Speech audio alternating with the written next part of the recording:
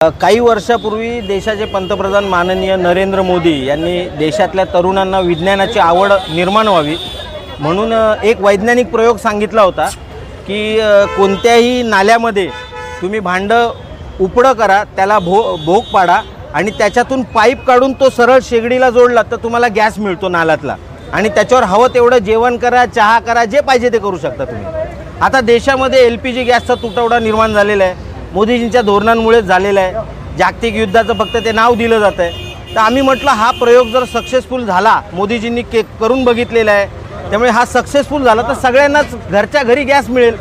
तर त्याच्यामुळे आम्ही आज एक भांडं आणलं, त्याला होल पाडला, त्याच्यातून पाईप काढला आणि तो या शेगडीला जोडला। दुर्दैवाने मोदीजी इतकी वर्ष जे खोटं बोलत आहेत हे सुद्धा त्यांचं म्हणणं खोटं निघालं। कोणताही गॅस निर्माण झाला नाही, लोकांची फक्त दिशाभूल झाली। आम्ही हर तऱ्हेने प्रयोग करून बघितला की त्या भांड्यातून गॅस निर्माण होईल, परंतु असा काही कोणता गॅस निर्माण झाला नाही।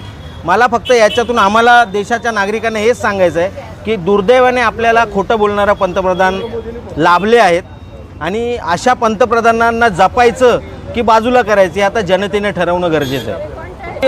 पनवेल महानगरपालिकेसमोर आंदोलन करण्याचा एकच उद्देश होता की शेवटी काही झालं, हे जरी तहसीलांच्या अखत्यारीत जरी येत असलं तरी आम्ही महानगरामध्ये राहतो, आमच्यासाठी मायबाप महानगरपालिकाच आहे।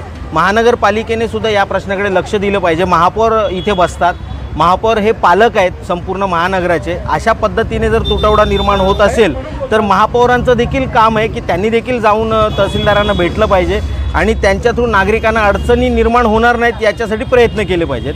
त्यांना त्याची, इथल्या नगरसेवकांना त्याची जाणीव व्हावी म्हणून जाणीवपूर्वक महानगरपालिकेसमोर आम्ही आंदोलन करतोय।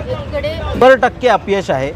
मोदीजींनी सांगितलं होतं 2 महिने पुरेल इतकं इंधन आपल्याकडे उपलब्ध आहे, असं असताना फक्त 4 दिवसामध्ये त्यांनी दिलेलं आश्वासन खोटं ठरलेलं आहे। त्यामुळे याची खरं तर लाज वाटली पाहिजे सरकारला।